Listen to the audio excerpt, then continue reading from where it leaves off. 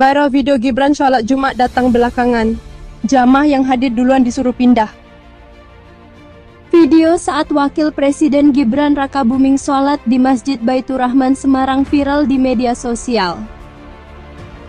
Video tersebut menjadi viral karena sikap Pas Pampres yang dianggap kurang etika.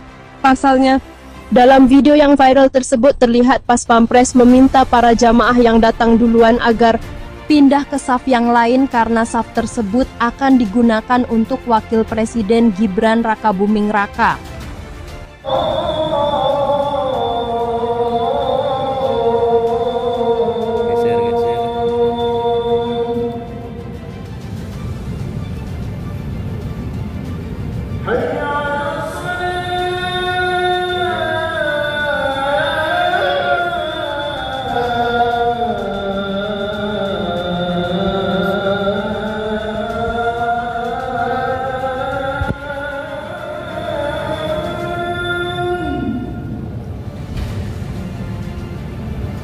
حي على الصلاة